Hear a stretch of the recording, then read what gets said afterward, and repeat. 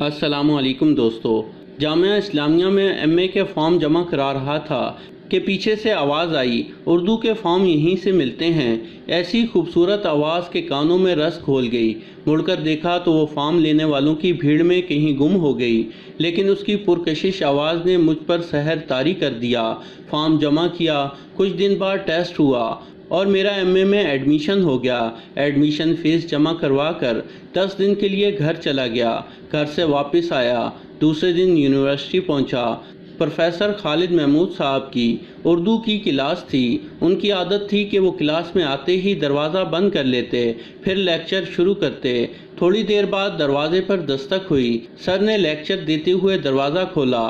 میں آئی کم ان سر؟ پھر وہی پرکشش آواز میری سماعت کے تار چھیڑ گئی، جس کے بول کی مٹھاس اب تک کانوں میں شہد کی طرح موجود تھی۔ وہ معذرت کرتے ہوئے کلاس میں بیٹھ گئی۔ ایسا لگ رہا تھا جیسے پورا کلاس روم روشنی سے بھر گیا ہو۔ وہ بلا کی خوبصورت تھی، غزالی آنکھیں، مخملی پلکیں، ریشمی زلفیں، چمکتا چہرہ جیسے ستاروں کے درمیان چاند ہو۔ وہ سر سے پاؤں تک حسن کا لازوار شاہکار تھی۔ میں اس کے حسن میں ایسا ڈوبا کہ ڈاکٹر محمود صاحب نثر پڑھاتے رہے اور میں غزل لکھتا رہا۔ اس کے حسن کی نہ صرف میری کلاس بلکہ پورا ڈپارٹمنٹ شیدائی تھا۔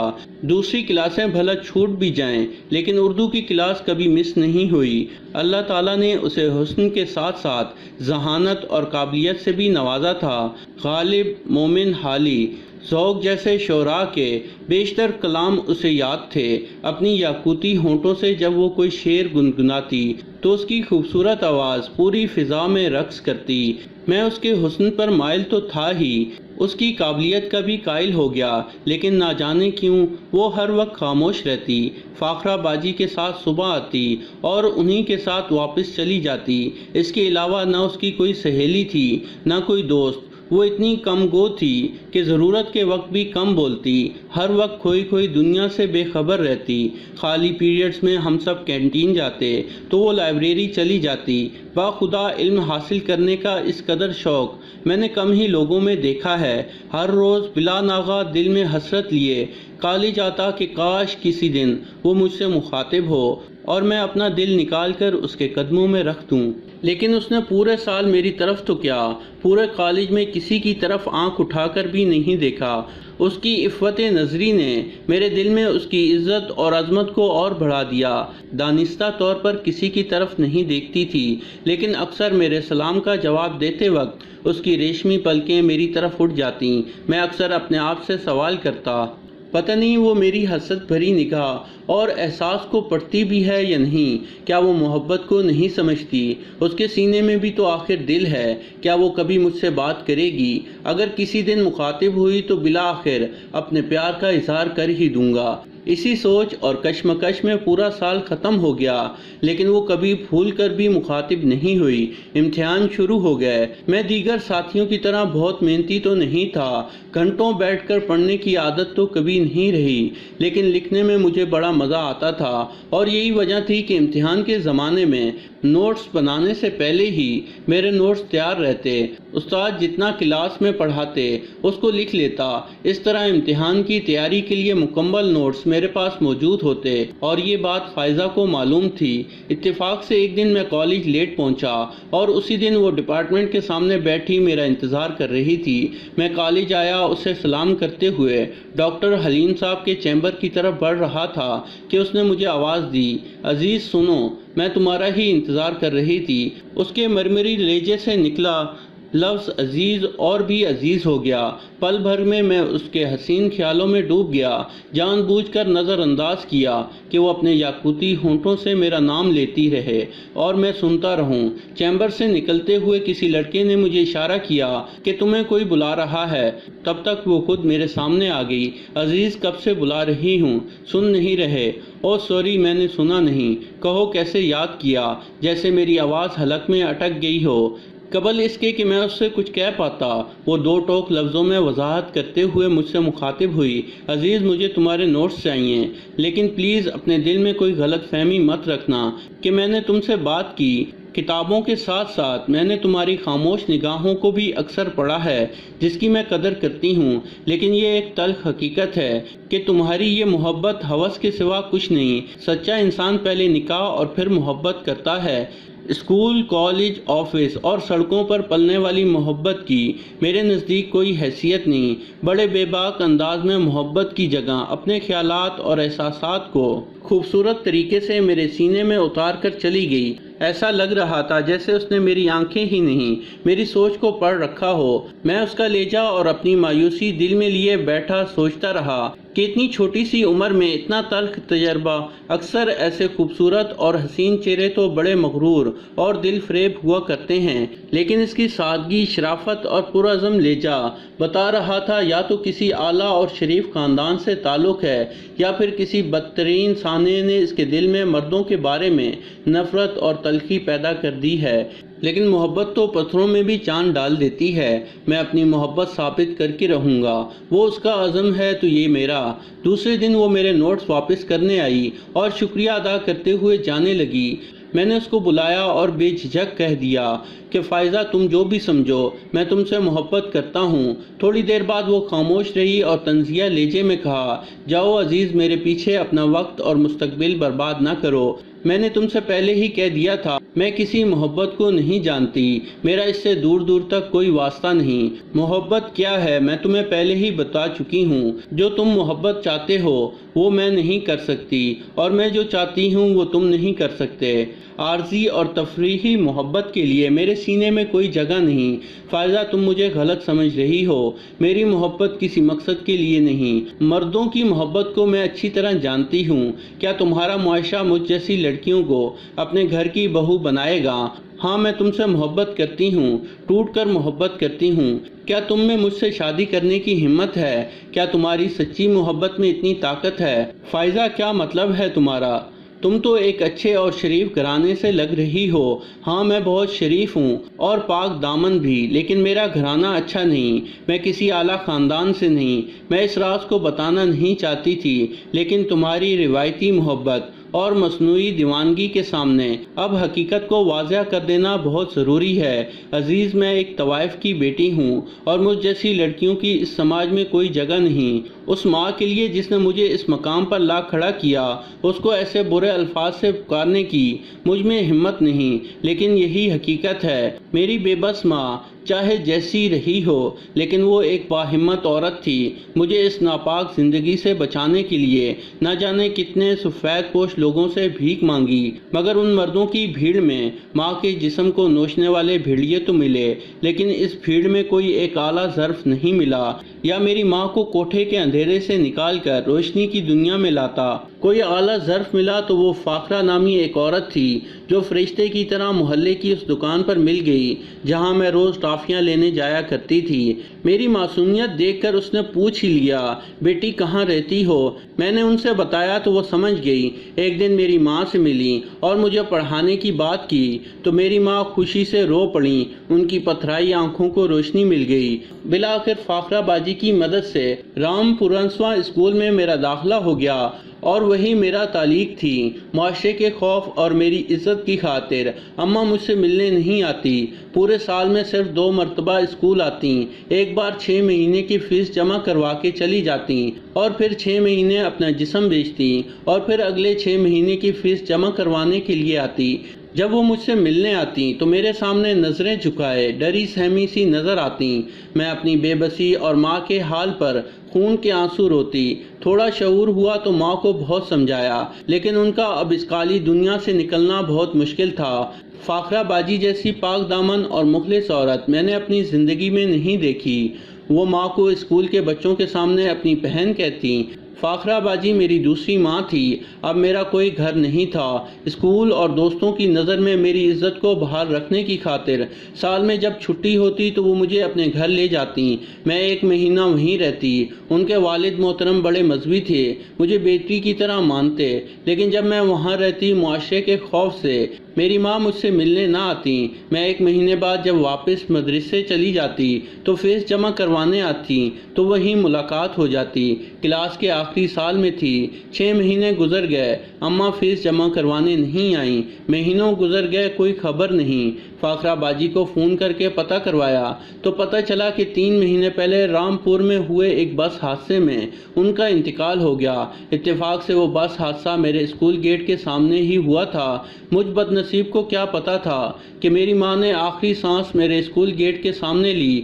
اللہ کا شکر ادا کیا کہ ان کو اس گھناؤنی دنیا سے آزادی مل گئی۔ شاید میری بہترین پرورش، گناہ کی دنیا سے محفوظ رکھنے اور میری تعلیم کے لیے ان کی قربانی کے نتیجے میں اللہ ان کی مغفرت فرما دے۔ ماں کے مرنے کی خبر سن کر بھی معاشرے کے خوف سے دوستوں کے سامنے اپنے غم اور آنسوؤں کو پی کر مسکراتی رہی۔ روتی بھی تو کس سے روتی اور جاتی بھی تو کہاں جاتی؟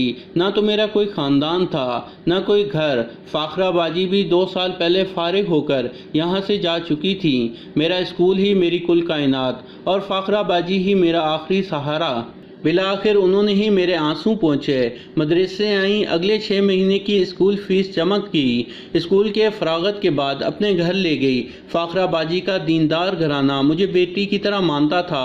معاشرہ لاکھ برا ہو پر آج بھی نیک لوگوں کی اس دنیا میں کمی نہیں۔ فاخرہ باجی کے ابا نے میرا داخلہ ذاکر حسین کالج میں BA میں کروایا اور MA کے لیے جامعہ بھجوا دیا، اور یہاں تم جیسے دیوانے سے ملاقات ہوگی۔ عزیز، مجھ سے کسی خیالی امید کے بجائے یہ بات اپنے دامن میں باندھ لو، فاخرہ باجی کے دیندار گھرانے کی عظمت میری جان سے بھی زیادہ عزیز ہے۔ آج کے بعد میری اور تمہاری کوئی بات نہیں ہوگی۔ اگر تم مجھ سے محبت کرتے ہو تو اس محبت کی قسم میرے اس راز کو راز رکھنا، اور اگر اپنانا چاہتے ہو تو باوقار طریقے سے اپنے والدین کے ساتھ فاخرہ باجی کے گھر آنا اور فاخرہ باجی کے ابا سے میرا ہاتھ مانگ لینا۔ وہ بڑے بے باک انداز میں میری آنکھوں میں آنکھیں ڈال کر اپنے درد کو میری آنکھوں میں انڈیل کر چلی گئی۔ اس کے بے باک سوالوں کا نہ تو میرے پاس کوئی جواب تھا اور نہ سچی محبت ثابت کرنے کی ہمت۔ ذات پات، حسب نسب کے فرسودہ رسم و رواج میں بندھا ہوا میرا گھرانہ نہ تو فائزہ کو قبول کرتا اور نہ گھر سے بغاوت کرنے کی میرے اندر جرت تھی۔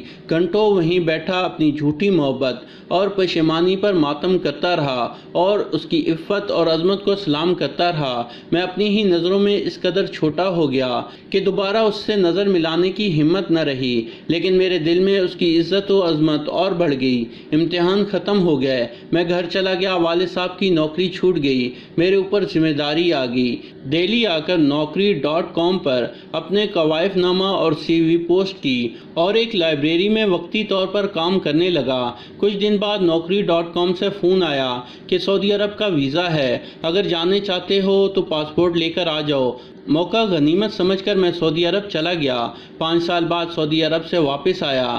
لکھن ایئرپورٹ سے باہر نکلا، ٹیکسی لے کر ہوٹل جا رہا تھا کہ راستے میں میری نظر ایک کار پر پڑی۔ کالا چشمہ لگائے ڈرائیو کرنے والی عورت ہو بہو فائزہ کی طرح تھی، لیکن فائزہ تو دہلی میں رہتی تھی، یہاں کیسے؟ دل نہیں مانا۔ اگلی ریڈ لائٹ پر کار رکی تو میں جلدی سے اتر کر کار کے پاس گیا۔ کار کے شیشے بند تھے، باہر سے ہاتھ ہلا کر سلام کیا، وہ دیکھتے ہی پہچان گئی۔ جلدی سے کار سے باہر نکلی، الیک سلیک ہوئی، خیر خیریت دریافت کی۔ مجھے دیکھ کر وہ بے انتہا حیرت میں تھی کہ اسی لمحے گرین لائٹ ہو گئی۔ جلدی سے اس نے کار کو سائڈ پر لگایا، اسے بتایا کہ 5 سال بعد سعودی عرب سے آ رہا ہوں، گھر جا رہا ہوں اور کوئی ساتھ نہیں، اکیلا ہوں۔ تو گھر چلو، آج یہیں رکو، کل چلے جانا۔ ارے نہیں، ایسے کیسے؟ لوگ گھر پر انتظار کر رہے ہوں گے، پھر کبھی آؤں گا۔ نہیں، تمہیں آج رکنا ہوگا، گھبراؤ مت، میرا یہاں اپنا گھر ہے، ایک بیٹی ہے، میرے شوہر تمہارے دوستوں میں سے ہیں۔ چلو سب بتاتی ہوں، تم ہمیشہ جلدی میں رہتے ہو، اتنی جلدی کیا ہے؟ میرے شوہر تم سے مل کر بہت خوش ہوں گے۔ باتوں باتوں میں میرا سامان ٹیکسی سے نکلوا کر اپنی کار میں رکھوایا اور مجھے لے کر گھر کی جانب چل پڑے۔ عزیز، میں بیٹی کو اسکول چھوڑ کر یونیورسٹی جا رہی تھی، لیکن آج نہیں جاؤں گی، تم میرے مہمان ہو، برسوں بعد اچانک ایسے ملے ہو۔ اس دن کی طرح آج بھی وہی بولتی رہی، میں سنتا رہا۔ اس سے مل کر ایسا لگا میں آج بھی شرمندہ ہوں۔ جب وہ چپ ہوئی تو میں نے اس سے پوچھا، لکھن کیسے آئی؟ وہ مسکراتے ہوئے بولی، عزیز پھر تم کو ایک اور کہانی سننی پڑے گی۔ سناؤ، میری قسمت میں تو کہانی سننا ہی لکھا ہے۔ عزیز قسمت روایتوں یا رواجوں سے نہیں، ان کو بدلنے سے بدلتی ہے۔ تمہارے اندر جذبہ تو تھا لیکن ہمت نہیں۔ خیر، جہاں سے تم مجھے چھوڑ کر گئے تھے وہیں سے شروع کرتی ہوں۔ ایم اے کے امتحان کے بعد میں نے تمہارا بہت انتظار کیا کہ تم مجھ سے شادی کرو گے تو میں اپنا گھر بسا کر نئی زندگی کی شروعات کر لوں گی۔ فاخرہ باجی کا گھر میرا گھر تھا، کوئی پریشانی نہیں تھی، لیکن میں اپنے آپ کو ایک بوجھ سمجھتی تھی۔ سوچا کوئی چھوٹی موٹی نوکری کر کے پی ایچ ڈی میں رجسٹریشن کروا لوں گی، لیکن میری خوبصورتی میری جان کا وبال تھی۔ جہاں جاتی لوگ مجھے بری نظر سے دیکھتے۔ فاخرہ باجی کے ابا بھی چاہتے تھے کہ میرا کہیں نکاح ہو جائے، لیکن میری خوبصورتی کے باوجود کوئی رشتہ کرنے کو تیار نہ ہوتا۔ فاخرہ باجی کے ابا کی طرح اعلیٰ ظرف لوگ کم ہی ہیں۔ ان کے سارے رشتہ دار مجھ کو جانتے تھے۔ کچھ لوگوں نے تو میری وجہ سے ان کے یہاں آنا جانا بھی کم کر دیا۔ اللہ سے دن رات دعا کرتی تھی کہ اللہ کہیں میرا نکاح ہو جائے۔ اللہ نے میری یہ بھی دعا قبول کر لی۔ ہمارے کلاس میٹ قمر نے بھی تمہاری طرح مجھے آفر کی تھی، وہ بھی اچھا لڑکا تھا، اس سے بھی میں نے وہی باتیں کی تھی جو تم سے کی تھی۔ کچھ دن بعد وہ اپنے والد کو لے کر گھر آیا۔ اس کے والد بھی صوم صلات کے پابند انتہائی شریف آدمی ہیں۔ فاخرہ باجی کے ابا کو بہت پسند آئے اور رشتہ طے ہو گیا۔ 10 دن کے بعد نکاح ہو گیا۔ میں قمر کے ساتھ رہنے لگی۔ بی ایڈ کرنے کے بعد قمر کو ہمدرد پبلک اسکول میں نوکری مل گئی۔ ذاکر نگر میں کرائے کا مکان لے لیا۔ قمر کی والدہ کا انتقال ہو گیا تھا۔ والد صاحب اکیلے چچا کے یہاں رہتے تھے تو ان کو بھی عظیم گڑھ سے یہاں بلوا لیا۔ قمر کے والد کی اجازت سے میں نے بھی پی ایچ ڈی میں رجسٹریشن کروا لی۔ الحمدللہ 2 سال بعد مجھے نوکری مل گئی اور اس طرح میں بھی قمر کا ہاتھ بٹانے لگی۔ 3 سال میں پی ایچ ڈی کے لیے مقابلہ جمع کروا دیا۔ لکھنؤ یونیورسٹی میں اردو لیکچرار کی پوسٹ خالی تھی۔ میں نے اپلائی کیا اور نوکری مل گئی۔ قمر بھی میری وجہ سے ہمدرد پبلک اسکول چھوڑ کر لکھنؤ آ گئے۔ ان کی بھی پی ایچ ڈی مکمل تھی۔ خواجہ غریب نواز یونیورسٹی میں وہ بھی پڑھا رہے ہیں۔ فاخرہ باجی کہاں ہیں؟ ان کے ابا کیسے ہیں؟ دلی میں ہیں، میں ان سے ملنے جاتی ہوں۔ اتنے اعلیٰ ظرف انسان کو کیسے بھول سکتی ہوں؟ آج میں جو کچھ بھی ہوں انہی کی مرحوم منت ہوں۔ وہ میرا گھر ہے، کیوں نہیں جاؤں گی؟ بلکہ فاخرہ باجی کے ابا کو یہیں لے آتی ہوں۔ قمر کے ابا اور ان کے مزاج ایک جیسے ہیں، دونوں میں بڑے اچھے تعلقات بھی ہیں۔ ابھی پچھلے ہفتے تو دلی گئے ہیں۔ فاخرہ باجی دہلی یونیورسٹی میں پروفیسر ہیں۔ تم بھی اپنے بارے میں کچھ بتاؤ۔ میں ہی بولے جا رہی ہوں۔ پڑھائی کیوں چھوڑ دی؟ تم اس دن کے بعد ایسا غائب ہوئے جیسے گدھے کے سر سے سینگ۔ جب میں نے تمہیں بہت دنوں تک نہیں دیکھا تو اپنے آپ سے بہت شرمندہ ہوئی، اپنے آپ کو کوستی رہی کہ شاید میری وجہ سے تم نے یونیورسٹی کو خیر آباد کہہ دیا۔ ہاں فائزہ، شرمندہ ہی نہیں بلکہ اپنی نظروں میں ہی گر گیا تھا۔ تم سے نظر ملانے کی ہمت نہیں تھی کہ ہم لڑکے صرف سچی محبت کا ڈھونگ رچاتے ہیں، جب ثابت کرنا ہو تو ہار جاتے ہیں۔ یونیورسٹی چھوڑنے کی وجہ یہ نہیں تھی، میرے معاشی حالات کچھ ایسے ہو گئے کہ چھوڑنا پڑا۔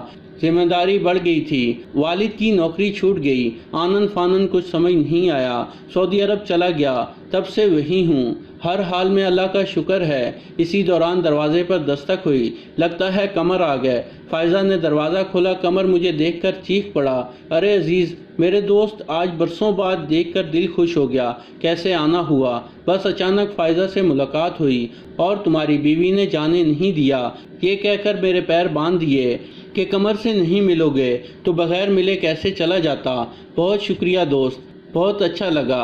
اچھا فائزہ، اب مجھے اجازت دو، مجھے اپنے گھر جانا ہے، میری بیوی بچے میرا انتظار کر رہے ہیں، زندگی رہی تو پھر ملاقات ہوگی۔ قمر مجھے بس اسٹینڈ پر چھوڑ گیا۔ اس طرح میری محبت اور میرا سفر آج اختتام ہو گیا۔ تو دوستو، یہ تھی ہماری آج کی کہانی۔ پسند آنے کی صورت میں لائک کریں اور اپنے دوستوں کے ساتھ ضرور شیئر کریں، اور ایسی ویڈیوز دیکھنے کے لیے ہمارے چینل کو سبسکرائب کرتے ہوئے ساتھ موجود گھنٹی کا بٹن بھی دبا دیں۔ شکریہ۔